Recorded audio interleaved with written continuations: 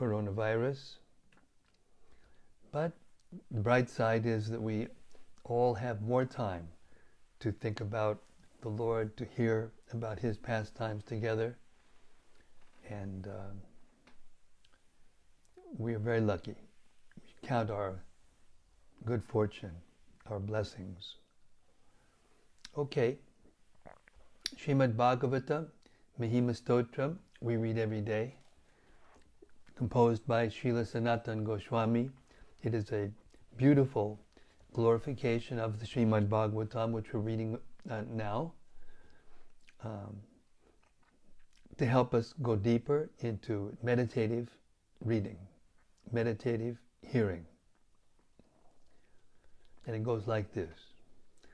Sarva Shastrabdi Piyusha, Sarva Vedaika Satpala, Sarva Siddhanta Ratnaja, Sarva Lokaika Drik Prada. O nectar from the ocean of all scriptures, singular fruit of all the Vedas, rich mine of the precious gems of all conclusive truths, you are the only giver of sight to all the worlds. Sarva Bhagavata Prana, Srimad Bhagavata Prabho, Kalidwan Duritaditya, Sri Krishna Parivartita. O life air of all the Supreme Lord's devotees, O Master, Srimad Bhagavatam, you are the sun risen in the darkness of Kali. You are the exact image of Sri Krishna.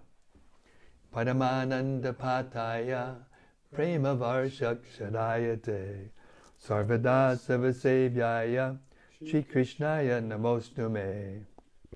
I bow down to you, who are supremely blissful to read.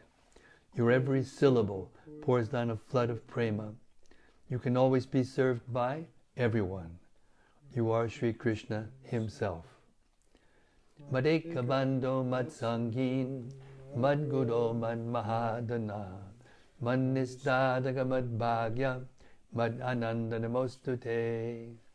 My only friend, my constant companion, my spiritual master, my great wealth, my savior, my good fortune, my source of ecstasy, I bow down to you.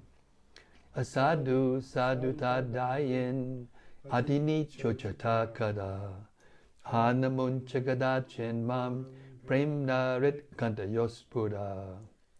O bestower of saintliness to the unsaintly, O exalter of the most fallen, please never leave me. Always appear in my heart and my voice with pure love. Om Namo Bhagavate Vasudevaya. Om Namo Bhagavate Vasudevaya. Om Namo Bhagavate Vasudevaya. So we're in the middle of a very heavy chapter of the Srimad Bhagavatam, 26th chapter of the 11th canto. Krishna is explaining to Uddhava, or the Aila-gita. Aila was another name for his name Puroddava. And he became very, very attached to a very beautiful celestial woman. And when he kind of woke up from his intoxicated state, he sang this prayer. Right in the middle of it is chapter 26. We're starting with text 22. 21. Text 21. What difference is there between ordinary worms and persons who try to enjoy this material body, composed of skin, flesh, blood, mucus, fat, marrow, bone, stool, urine, and pus? 22. Wake-up call. Yet even one who theoretically understands the actual nature of the body should never associate with women or with men attached to women. After all, the contact of the senses with their objects inevitably agitates the mind. Text 23. Because the mind is not disturbed by that which is neither seen nor heard, the mind of a person who restricts the material senses will automatically be checked in its material activities and become pacified. It may be argued, purport, it may be argued that even while closing one's eyes, while dreaming, or while living in a solitary place, one may remember or contemplate sense gratification. Such an experience, however, is due to previous sense gratification that one repeatedly saw and heard about. When one restricts the senses from their objects, especially from intimate contact with women, the mind's material propensity will slacken, and like a fire without fuel, eventually die. Text 24. Therefore, one should never let his senses associate freely with women or with men attached to women. Even those who are highly learned cannot trust the 6 enemies of the mind. What to speak then of foolish persons like me? Text 25. The Supreme Personality of Godhead said, having thus chanted this song, Maharaj Pururava, eminent among the demigods and human beings, gave up the position he had achieved in the planet of Urvashi.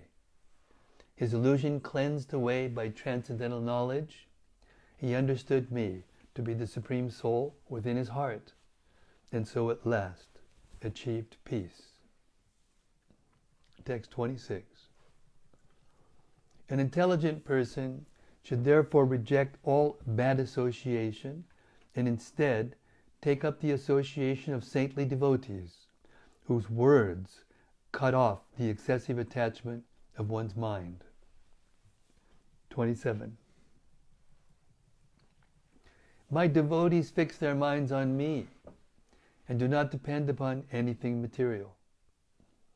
They are always peaceful, endowed with equal vision, and free from possessiveness, false ego, duality, and greed.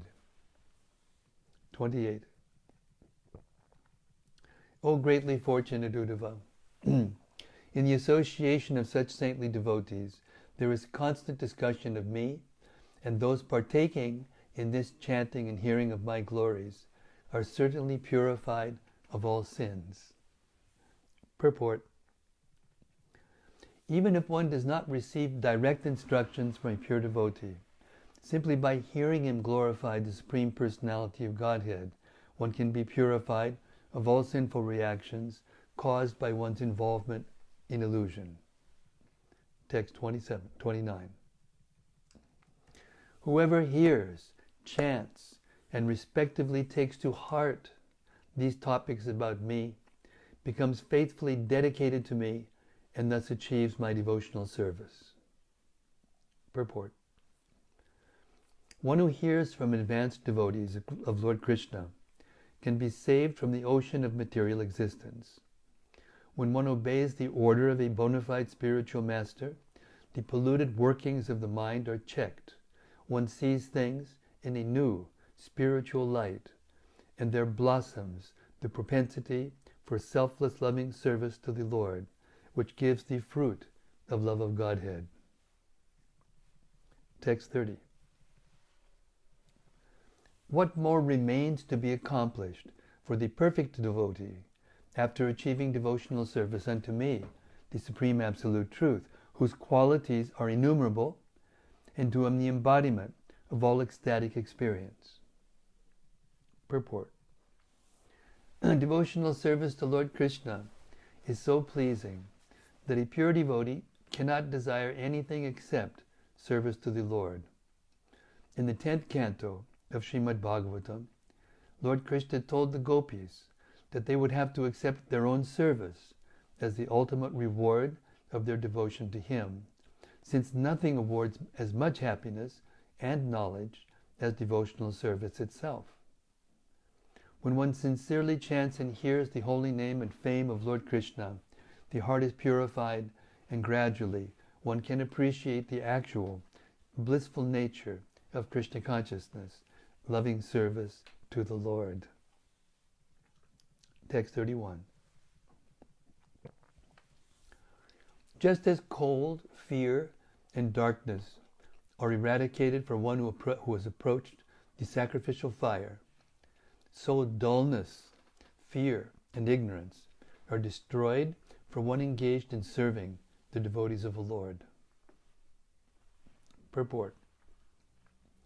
Those engaged in fruitive activities are certainly dull. They lack higher awareness of the Supreme Lord and the soul. Materialists are engaged more or less mechanically in gratifying their senses and ambitions, and thus they are considered dull, or practically unconscious. All such dullness, fear, and ignorance are removed when one serves the Lord's devotees, just as cold, fear, and darkness are removed when one approaches a fire. Text 32. The devotees of the Lord, peacefully fixed in absolute knowledge, are the ultimate shelter for those who are repeatedly rising and falling within the fearful ocean of material life. Such devotees are just like a strong boat that comes to rescue persons who are at the point of drowning. Text 33. Just as food is the life of all creatures, just as I am the ultimate shelter for the distressed, and just as religion is the wealth of those who are passing away from this world, so my devotees are the only refuge of persons fearful of falling into a miserable condition of life. Purport. Those fearful of being dragged down by material lust and anger should take shelter at the lotus feet of the Lord's devotees, who can engage one safely in the Lord's loving service. Text 34. My devotees bestow divine eyes, whereas the sun allows only external sight, and that only when it is risen in the sky. My devotees are one's real worshipable deities and real family. They are one's own self, and ultimately they are none different from me. Purport. Foolishness is the wealth of the impious, who place great value on their treasure and firmly make up their minds to remain in the darkness of ignorance. Saintly devotees of the Lord are just like the sun. By the light of their words, the living entity's eyes of knowledge are opened, and the darkness of ignorance is destroyed. Thus the saintly devotees are one's real friends and relatives. They are the proper recipients of service, not the gross material body, which merely clamors for sense gratification. Text 35. Thus losing his... was expert in curriculum development,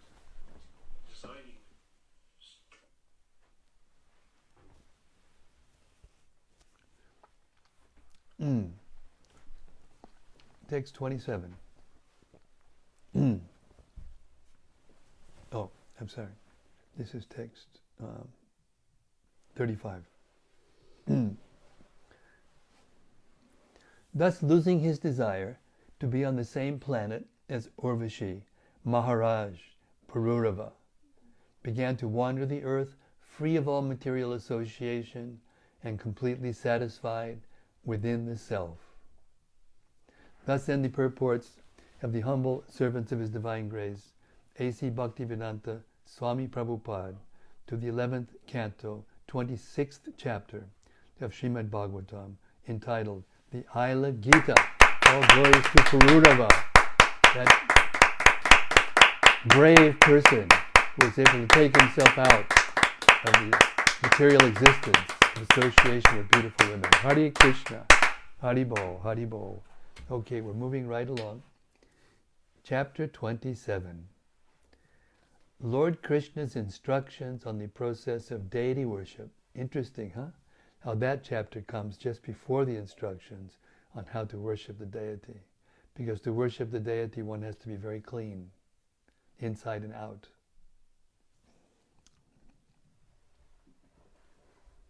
In this chapter, the Supreme Personality of Godhead explains the process of Kriya Yoga, or deity worship.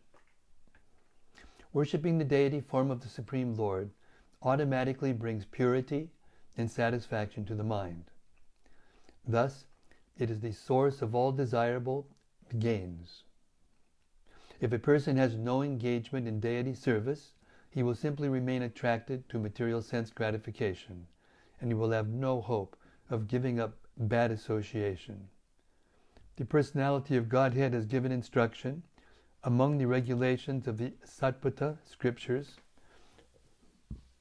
on the process of worshipping him as the bona fide deity.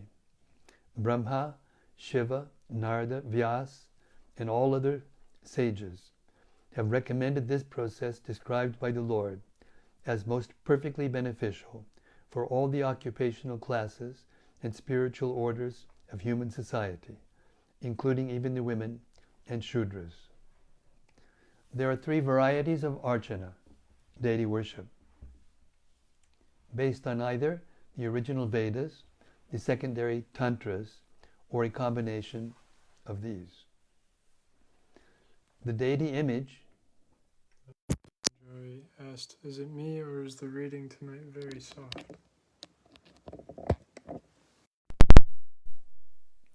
Rati Manjari is asking if it's just her or if the reading tonight is very soft. Well, my voice is fairly loud. My microphone is very close to my chin. The wires seem to be hooked up properly, unless there's some glitch with Facebook, which has been known to happen, and to happen more and more frequently lately. I can't answer that question. Well, other people are saying it's fine. Everybody's saying it's fine. Rati, do you have cotton in your ears, maybe? That's a joke. Everybody else says it's fine. Okay. There are 3 varieties of archana, deity worship, based on either the original Vedas, the secondary tantras, or a combination of these. The deity image, the ground, the fire, the sun, the water, and the heart of the worshipper are all true locations of the deity's presence. The deity form to be worshipped may be constructed of any one of 8 substances: stone, wood, metal, clay, paint, sand drawn upon the ground, the mind, or jewels. These categories are further subdivided into 2, temporary and permanent. The details of the worshipping process are as follows. The devotee should bathe both physically and by chanting mantras, and then he should perform the utterance of Gayatri at the prescribed juncture of the day. He should arrange his seat facing either east or north, or else directly facing the deity, and should bathe and clean the deity. Then he should present clothing and ornaments, sprinkle water on the vessels and other paraphernalia to be used in the worship, and offer water for bathing the deity's feet, arghya, water for washing his mouth, fragrant oils, incense, lamps, flowers, and food preparations. After this, one should worship the Lord's personal servants and bodyguards, his consort energies, and the spiritual masters by chanting their respective mula mantras. The worshipper should recite prayers from the Puranas and other sources, offer obeisances flat on the ground, beg for benediction, and place on himself the remnants of the Lord's garlands. Included in this method of deity worship are the proper installation of the transcendental deity by constructing a fine temple, and also the conducting of processions and other festivals. By worshipping Lord Sri Hari with unconditional devotion in this manner, one gains access to pure loving service to his lotus feet. But if one steals property that has been given as charity to the deity or the brahmanas, whether given by himself or by others, he will have to take his next birth as a stool-eating worm. Careful. Text 1. Sri Uddhava said, "My dear Lord, O Master of the devotees, please explain to me the prescribed method of worshipping you in your deity form. What are the qualifications of those devotees who worship the deity? On what basis is such worship established? And what is the specific method of worship?" Purport. In addition to performing their prescribed duties, devotees of the Lord engage in regulated worship of the Lord in his deity form in the temple. Such worship acts powerfully to cleanse the heart of both the lust to enjoy one's material body and the material family attachment that results directly from this lust. To be effective, however, the process of deity worship must be performed in the authorized way. Therefore, Uddhava now inquires from the Lord about this subject. Text 2. All the great sages repeatedly declare that such worship brings the greatest benefit possible in human life. This is the opinion of Narada Muni, the great Vyasadeva, and my own spiritual master, Brihaspati. Text 3 and 4. O most magnanimous Lord, the instructions on this process of deity worship first emanated from your lotus mouth. Then they were spoken by the great Brahma to his sons, headed by Bhrigu, and by Lord Shiva to his wife, Parvati. This process is accepted by and appropriate for all the occupational and spiritual orders of society. Therefore, I consider worship of you in your deity form to be the most beneficial and of all spiritual practices, even for women and Shudras. Text 5.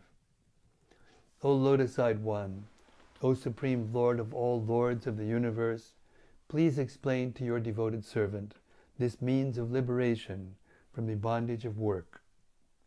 Text 6. The Supreme Personality of Godhead said, "My dear Uddhava, there is no end to the innumerable Vedic prescriptions for executing deity worship. So I shall explain this topic to you briefly, one step at a time." Purport. Here the word karmakanda refers to the various Vedic methods of worship, culminating in deity worship of the Supreme Personality of Godhead. Just as the means of sense gratification and material renunciation are innumerable, the transcendental pastimes and qualities the Supreme Personality of Godhead enjoys in his own abode, called Vaikuntha, are also innumerable. The various concepts of piety and methods of purification in the material world ultimately cannot be reconciled amongst themselves without accepting the absolute truth, the personality of Godhead, since without appreciation of him, there is no definite understanding of what is actually obligatory for a human being. Even though almost all human beings are engaged in various processes of worship, the Lord will now summarize this topic, describing how one should worship him in his deity form. Text 7. One should carefully worship me by selecting one of the three methods by which I receive sacrifice: Vedic, Tantric, or mixed.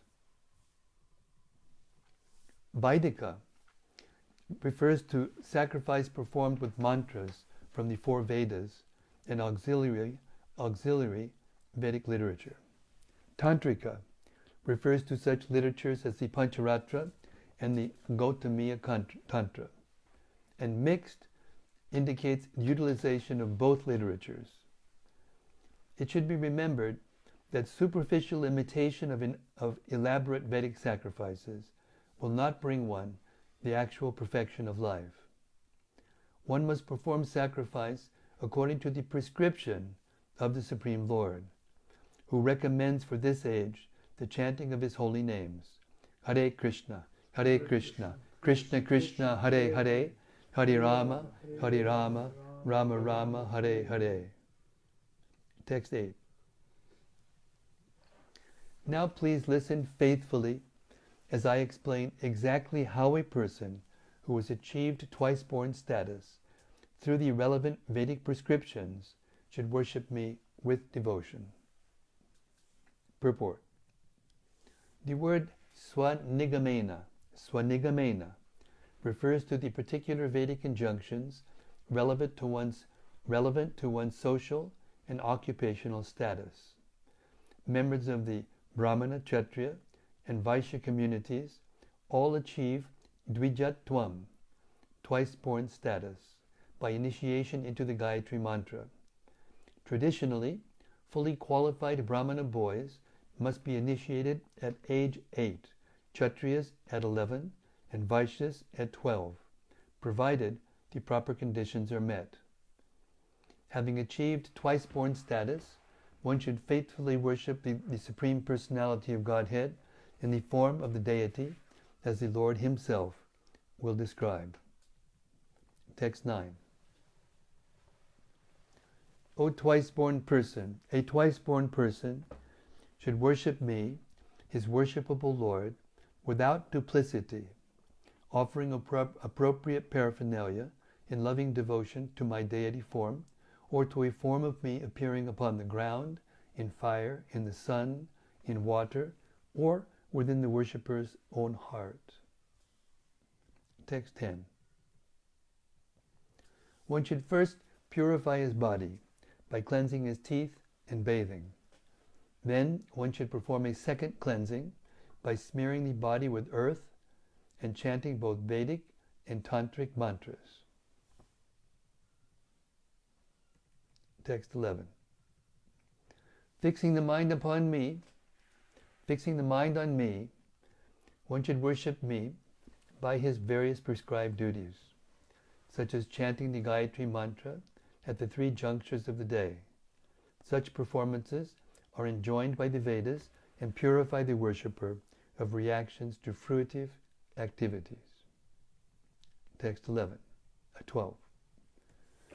The deity form of the Lord is said to appear in 8 varieties: stone, wood, metal, earth, paint, sand, the mind, or jewels. Purport. Srila Jiva Goswami explains that certain deity forms, such as those made of sand, are manifested for a brief time to fulfill a personal desire of the worshipper. Those, however, who desire to attain pure love of God should worship the permanent form of the deity, made, for instance, of marble, gold, or brass, and they should maintain continual worship. In Krishna consciousness, there is no scope for neglecting the worship of the Supreme Personality of Godhead. Text 13. The deity form of the Lord, who is the shelter of all living entities, can be established in 2 ways, temporarily or permanently. But a permanent deity, having been called, can never be sent away, my dear Uddhava. Purport.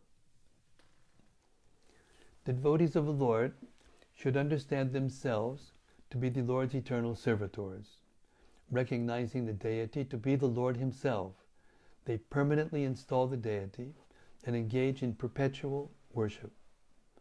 The impersonalists, however, regard the eternal form of the Lord as a temporary manifestation of illusion. In fact, they regard the deity form as a mere stepping stone in their ambitious program to become God. Materialistic persons of whatever stripe consider the Lord to be their order supplier, and so they make temporary arrangements for religious ceremonies to achieve temporary material sense gratification. This temporary mode of worship is favored by those desiring to exploit the personality of Godhead for their personal ends, whereas the loving devotees in Krishna consciousness eternally engage in worship of the personality of Godhead. They install permanent deities meant to be worshipped perpetually. Text 14.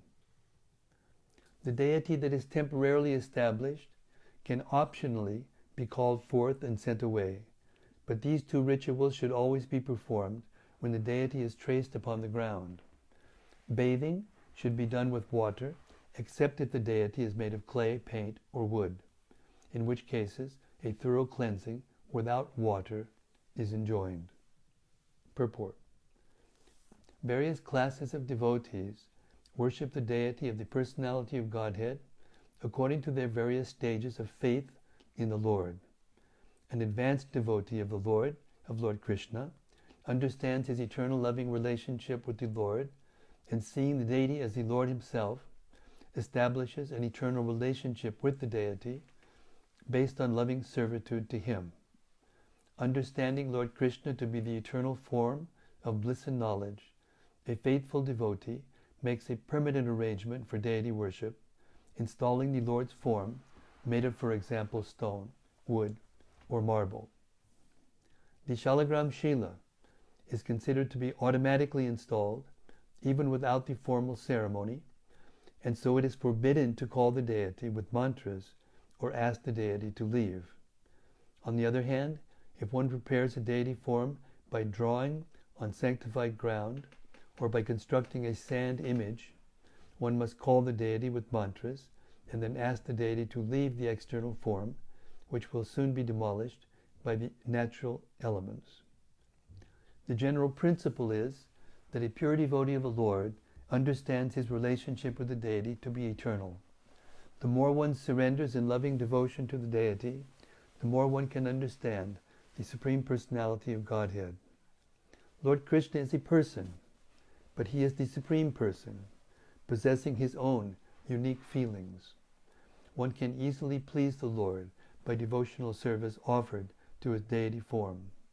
By pleasing the Lord, one can gradually progress in the mission of human life and eventually go back home, back to Godhead, where the deity personally appears before the devotee and welcomes the devotee to his personal abode, known throughout the world as the Kingdom of God.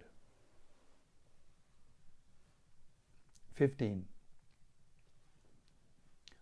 One should worship me and my deity forms by offering the most excellent paraphernalia. But a devotee completely freed from material desire may worship me with whatever he is able to obtain, and may even worship me within his heart with mental paraphernalia. Purport. A devotee still troubled by material desires tends to see the world as an object of sense gratification. Such a neophyte devotee may understand the Lord's supreme position and may even consider the Lord an object of his own enjoyment. Hence the neophyte must offer opulent paraphernalia to the deity, so that he may constantly remember that the deity is the supreme enjoyer and that he, the neophyte, is simply the worshipper and is actually meant for the deity's pleasure. In contrast, an advanced devotee, one fixed in Krishna consciousness, never forgets that the Supreme Lord is the actual enjoyer and controller of everything.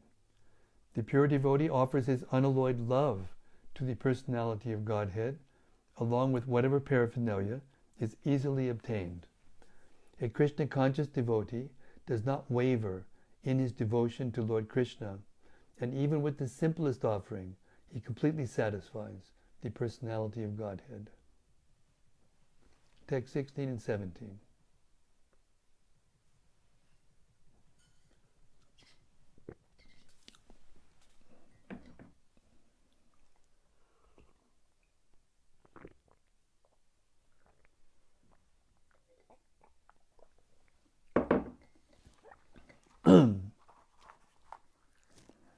In worshipping the temple deity, my dear Uddhava, Bathing and decoration are the most pleasing offerings. For the deity traced on sacred ground, the process of tattva vinyasa is most dear. Oblations of sesame and barley soaked in ghee are the preferred offerings to the sacrificial fire, whereas worship consisting of upasthana and arghya is preferred for the sun. One should worship me one should worship me in the form of water by offering water itself. Actually, whatever is offered to me with faith by my devotee, even if only a little water, is most dear to me. Purport. The Supreme Personality of Godhead is present everywhere, and Vedic culture prescribes various ritualistic methods for worshipping the Lord in His various manifestations. The principal item is the faith and devotion of the worshipper, without which everything else is useless, as the Lord describes in the next verse. 18. Even very opulent presentations do not satisfy me if they are offered by non-devotees. But I am pleased by any insignificant offering made by my loving devotees, and I am certainly most pleased when nice presentations of fragrant oil, incense, flowers, and palatable foods are offered with love. Purport. The Lord has stated in the previous verse that even a little water offered with love and devotion gives Him great pleasure. Therefore the words Kim Punak indicate the Lord's complete happiness when a suitably opulent offering is made with love and devotion. But an opulent offering made by a non-devotee cannot please the Lord. As Srila Jiva Goswami explains, the rules and regulations concerning deity worship and the listing of offenses against the deities are all meant for helping one avoid precisely this kind of disrespectful or neglectful attitude toward the personality of Godhead in His deity form. In fact, all offenses against the deity are based upon irreverence and disregard for the Lord's position as master, and thus upon disobedience to His orders, and thus upon disobedience to His orders. Since one must worship the deity with reverence, one should offer opulent presentations to the deity with love, for such presentations both enhance the respectfulness of the worshipper and help him avoid offenses in his worship. 19. After cleansing himself and collecting all the paraphernalia, the worshipper should arrange his own seat with blades of kusha grass whose tips point eastward. He should then sit facing either east or north, or else, if the deity is fixed in one place, he should sit directly facing the deity. Purport. The word sambrita sambara means that before beginning the deity worship, one should place all necessary paraphernalia nearby. In this way, one will not have to get up continually to search for different items. If the deity has been permanently installed, then one should sit facing the deity. Text 20. The devotee should sanctify the various parts of his body by touching them and chanting mantras. He should do the same for my deity forms, and then with his hands he should cleanse the deity of old flowers and the remnants of previous offerings. He should properly prepare the sacred pot and the vessel containing water for sprinkling. Purport. Before beginning the process of worship mentioned here, one should offer obeisances to one's spiritual master, the deity, and other worshipable personalities. 21. Then, with the water of that prokshaniya vessel, he should sprinkle the area where the deity is being worshipped, the offerings that are going to be presented, and his own body.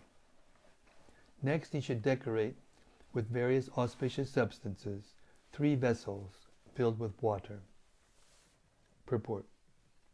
Srila Sridhar Swami gives references from Vedic literature stating that the water meant for bathing the feet should be combined with millet seeds, durva grass mixed in water, Vishnu Kranta flowers, and other items. The water used for arghya should include the following 8 items: fragrant oil, flowers, unbroken barley corns, husked barley corns, the tips of kusha grass, sesame seeds, mustard seeds, and durva grass. The water for sipping should include jasmine flowers, ground cloves, and kakola berries. Text 22. The worshipper should then purify those 3 vessels. He should sanctify the vessel, holding water for washing the Lord's feet, by chanting Hridayaya Namaha. The vessel containing water for arghya by chanting Shirase Swaha, and the vessel containing water for washing the Lord's mouth by chanting Shikayai Bashat. Also, the Gayatri mantra should be chanted for all 3 vessels. Text 23. The worshipper should meditate upon my subtle form, which is situated within the worshipper's own body, now purified by air and fire, as the source of all living entities. This form of the Lord is experienced by self-realized sages in the last part of the vibration of the sacred syllable Om.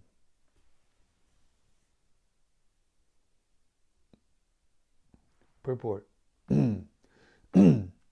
According to Srila Sridhar Swami, the pranava or Omkara has 5 parts: A, U, M, the nasal bindu, and the reverberation nada. Liberated souls meditate upon the Lord at the end of that reverberation.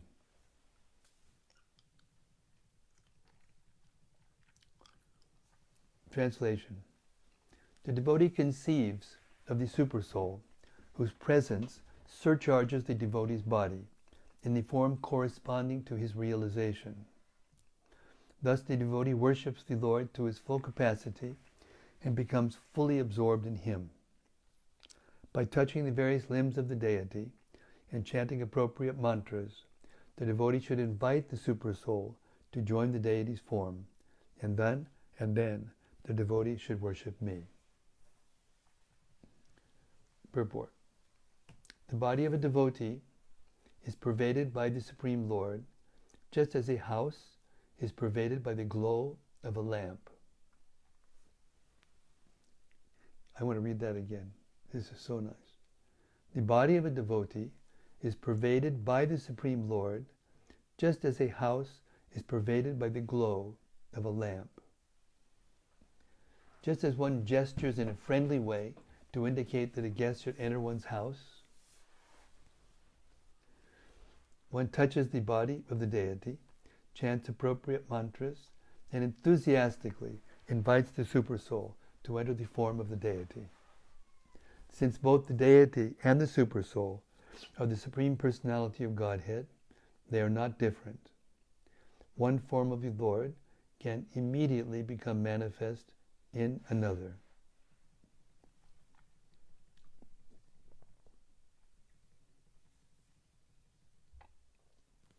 And I'll stop the reading for now, for tonight there, and we can discuss, if anyone likes, to give us nice reflections upon these wonderful verses describing the form of the Lord and how to worship the Lord,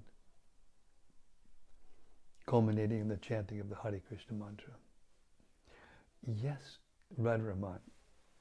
Johnny on the spot. Open mic time. Well, Maharaj, I got my own question today. Mm. It's just because it was saying earlier in the reading that how the neophyte should offer things for Krishna's pleasure. In my own personal reading, I'm reading about the teachings of the 9 Yogendras, on the second one, who's discussing about Madhyam Kanishta Uttama Adhikari. And I've just finished reading a section about the Kanishta Adhikari, and I was wondering, in this context, how does the neophyte that's described in what we've read tonight tally up with the Kanishta Adhikari? It tallies exactly. The key phrase that we heard was that the neophyte devotee is still attached to opulence, to material opulence, and he needs it to be peaceful. So, therefore, it's extremely important for the neophytes to worship the deities with opulent paraphernalia. It's for the advanced devotees to worship the Lord with just simple water like that. When Advaita Acharya, for instance, called Lord Chaitanya to appear, he worshipped the Shalagram Shila simply with the water, Ganga Jal, the water of the Ganges, and Tulsi, manjaris. But because his heart was so filled with pure love, and his voice was very powerful, he cried out for the Lord, and Lord Chaitanya said in the Chaitanya Charitamrita, Chaitanya Bhagavat, that his cry reached me in the spiritual world, woke me up. Of course, he didn't say woke me up, but he said called me and attracted me to come down to the material world. And what was the cause of that degree of intensity of his call? The compassion that he felt for seeing the conditioned souls. Deity worship is extremely important, especially for householders and for Kanishta Adhikaris, because of their proximity with material opulence and the need that they have and the attachment they have for those things. So it's very important that they purify those things by offering it to the deity and get their mind transferred like that, from the objects of their attachment to the lotus feet of the Lord. This scripture appeared at the end of Dwapara Yuga, very beginning of Kali Yuga, actually at the end of Dwapara Yuga. And therefore, the Kali Yuga, the deity worship is not as important, Srila Prabhupada explained, but it is necessary for neophytes especially to keep themselves clean and pure and capable of chanting the Hare Krishna mantra without offense. There's a very nice purport you can read in the 15th chapter of the Madhya Lila, chapter 108, which is a very extensive purport in which Prabhupada explains why it is that we need to worship the deity, even in this age of Kali, and the need for initiation and following the prescribed rules and regulations. Chanting the Hare Krishna Maha Mantra does not even require initiation, what to speak of following rules and regulations, but the chanting must be offenseless in order to be effective. And we try to purify ourselves internally and externally, especially by worshiping the deity. I was in New York in 1976 when Adi Keshav took sannyas, and he was the temple president of New York at the time. That was the big skyscraper. And the Radha Damodar party and that temple merged together because the Radha Damodar party was very solvent, financially, and it merged, and I was one of the persons, not the person, that was helping to merge all the accounts and make everything fit and solvent financially. But Adhikesh, when he came back, he was very inclined to deity worship, and he was spending a lot of time with the deities. And then it came to Prabhupada's attention while he was there, and he called Adhikesh Maharaj in his room, and he said, deity worship is not for sannyasis. The books are your deities, and preaching is your devotional service.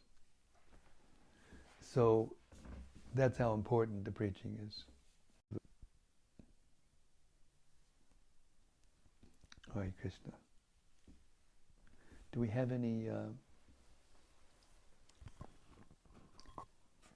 From Prana Hari.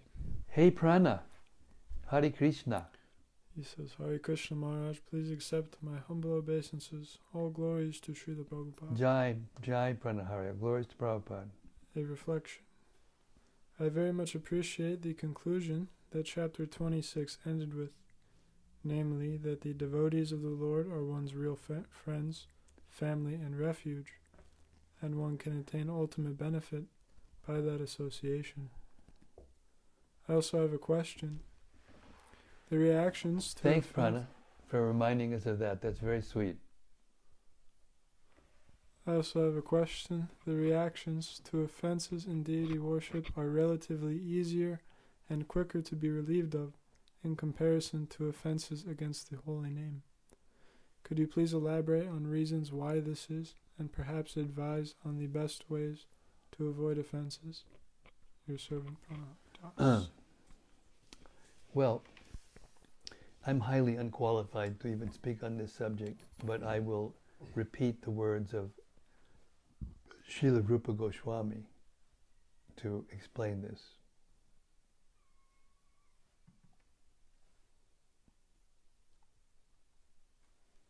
In his Namastaka, the 8 prayers glorifying the chanting of the holy names, Rupa Goswami says this: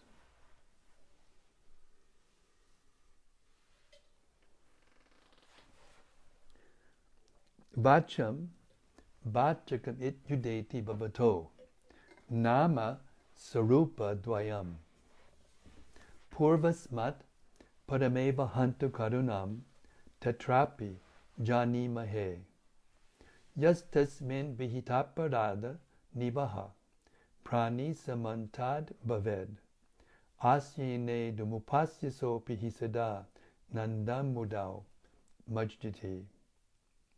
O holy name, you manifest yourself in 2 forms. The Supreme Person you designate, and the sound vibration that designates. We know that the second form is more merciful than the first, because even if a person offends your first form in many ways, you plunge him into an ocean of transcendental bliss if he serves your second form with his voice. So the answer to your question is that the holy name of the Lord in the same Namastaka is described to be Nama Gokula Mahotsavayate Krishna Purna Vapushe Namo Namaha, the perfect and complete form of Lord Krishna, because he's always available and always goes with you. Therefore,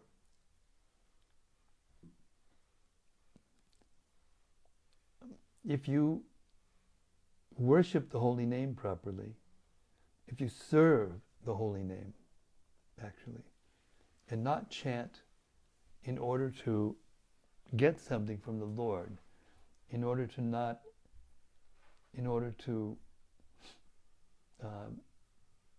be protected or to be saved or to be whatever.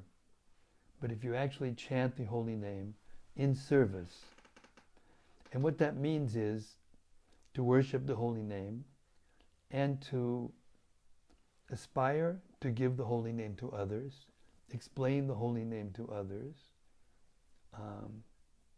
then Krishna becomes very pleased, most pleased.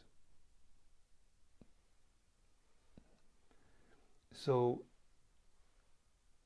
therefore, it's the most elevated, and therefore the offenses to the holy name are harder to become purified from than the deity worship.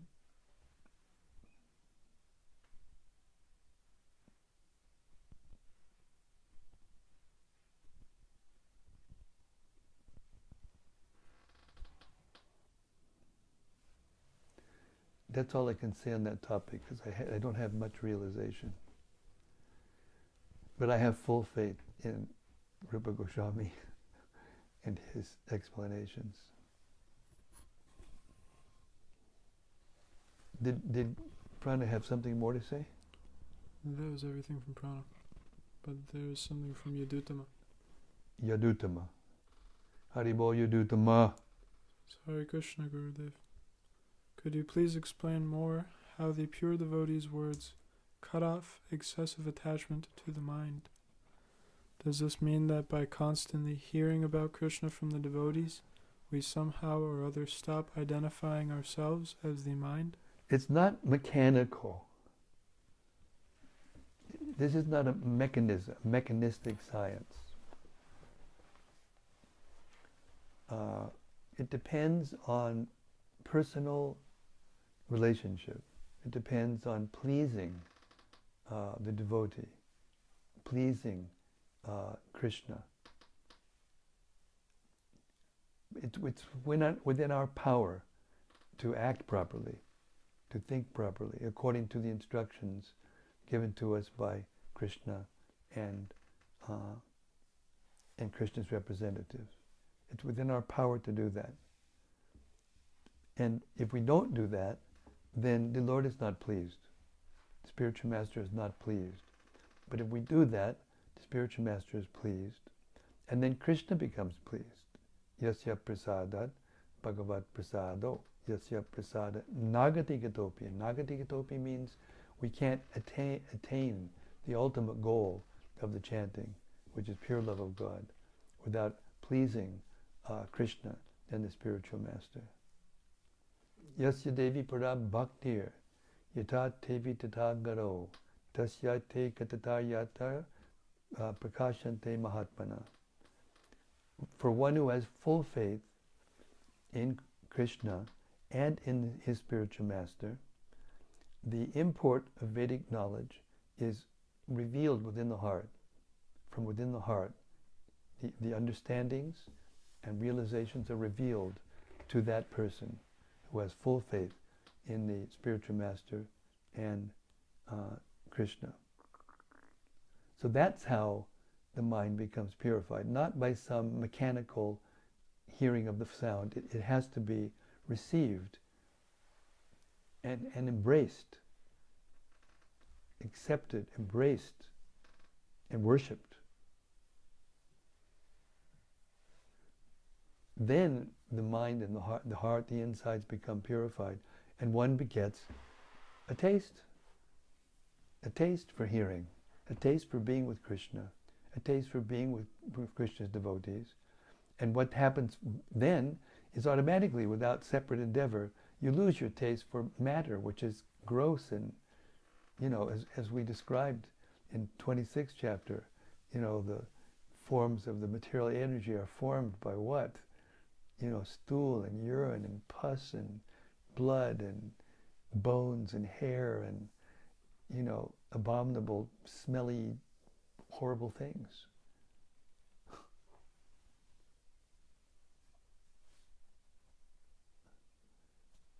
But we're deeply conditioned.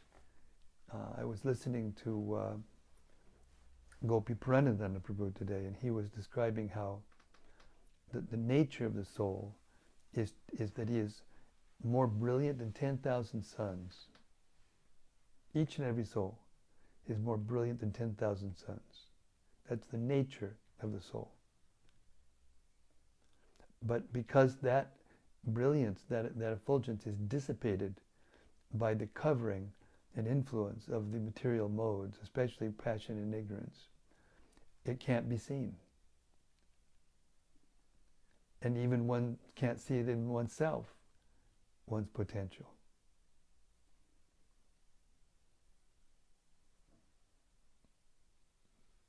Therefore, it's not easy, and therefore it requires a conscious effort, a constant stream of conscious effort. And that's another reason why, especially for neophytes, the deity worship is so important, to be done properly and to be done regularly every day, with proper paraphernalia. Because when we do that, we touch the very things that we're attached to, gold and jewels and decorations and flowers and fragrance and incense.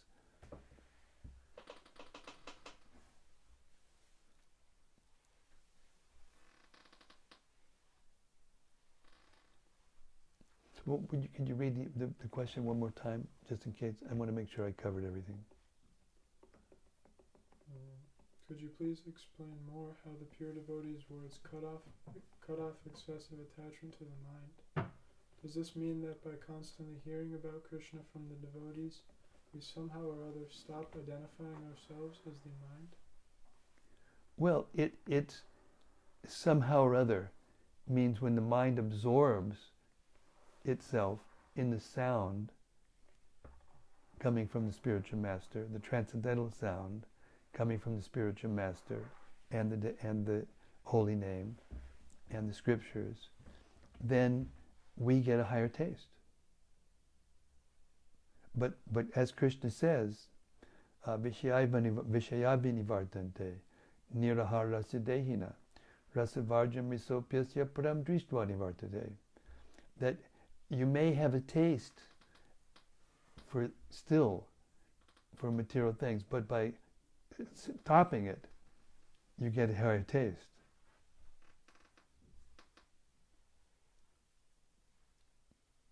So the hearing from the spiritual master and the embracing and following the instructions of the spiritual master strengthens the mind and allows it to become strong enough to resist the lust that is our enemy. Evam buddha param buddhva. We just read this morning. Samstabhyatmanam atmana jahi shatru mahabaho kama rupa durasadam. Kama rupa durasadam. The intense enemy of the soul, lust. Knowing oneself to be free, above the intelligence, the mind, and the senses, one should steady the mind by spiritual strength, described to be Krishna consciousness, and thus conquer the lust. So it's not some airy-fairy, the spiritual master sprinkles some fairy dust on you, and therefore your mind becomes purified and you become blissful. It's up to us to absorb our mind in the instructions and follow them. And then our mind becomes strong and becomes realized and loses the taste for lower things. You have to taste the higher taste to lose the lower taste. We don't give up anything unless we have something better. That's the law of nature.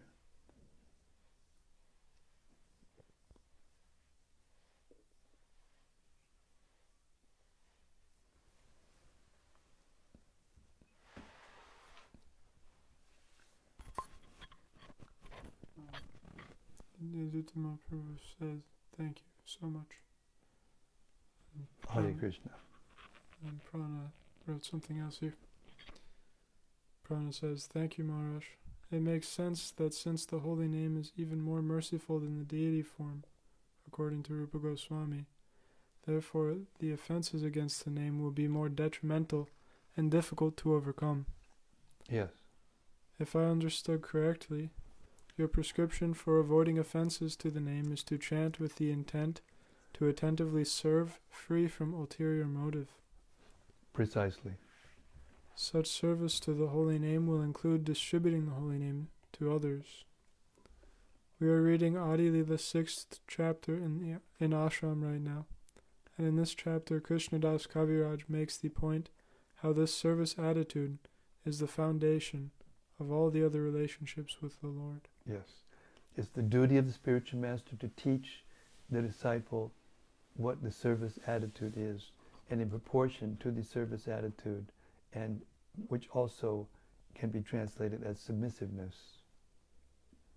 What did we read? That nice 55th verse in the first chapter of Adi-lila, in the purport.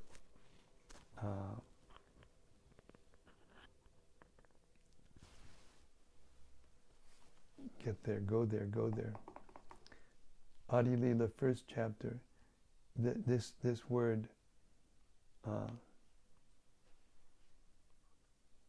service attitude is very much linked to submissiveness. In the material world, we're all thinking we want to be the masters, not the servants. But in fact, we are the servants. It is our nature to be the servant. So to awaken the service attitude is to become actually submissive to the instructions of the spiritual master. Oh, thank you.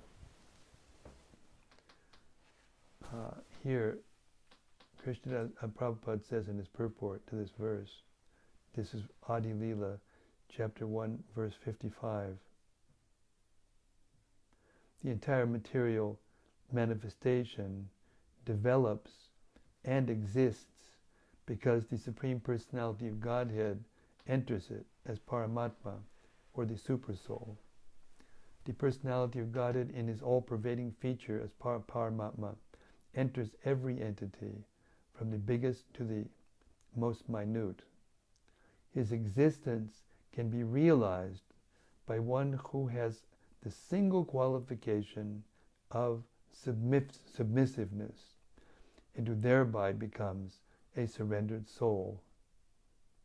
So service, submissiveness, surrender, these are the things that lead to service.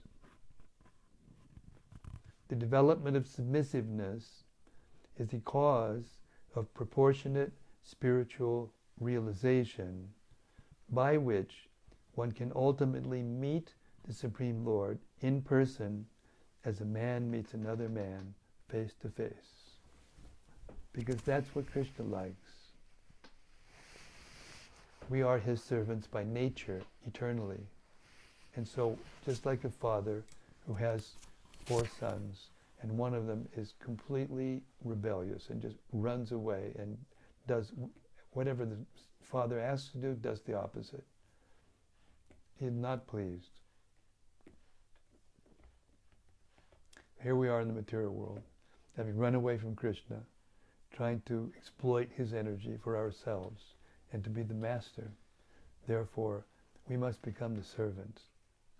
We must remember, we are the servant.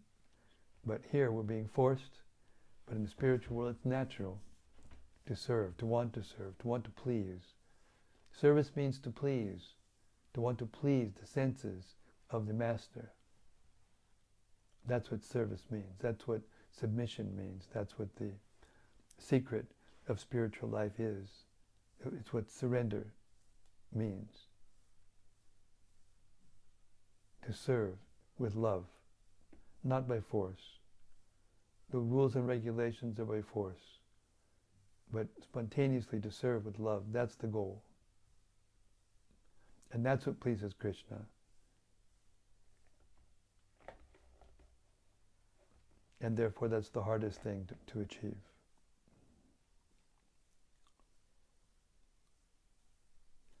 So I'll stop here. Thank you so much, Prana. That was lovely. As usual, I miss you being there. Wish I could transport you over here for these sessions. But anyway, we do it through the medium of the, of Facebook, which although it's kind of glitchy Facebook recently, more complicated, but whatever. Thank you very much, everyone. All the loyal followers of this daily readings of Srila Prabhupada's books. It's wonderful, purifying experience to be with you and just to hear Prabhupada straight and to hear the devotees of Prabhupada straight who are empowered to compose such wonderful purports and translate so nicely the verses and purports, the commentaries of the acharyas. Okay? Srimad Bhagavatam ki jai. Gaur Premanandi Hari Hari Bol. See you tomorrow night, same place, right here in Hythe. Hungarian for meaning haven. It's our haven. Hare Krishna. See you tomorrow. Hari Bol.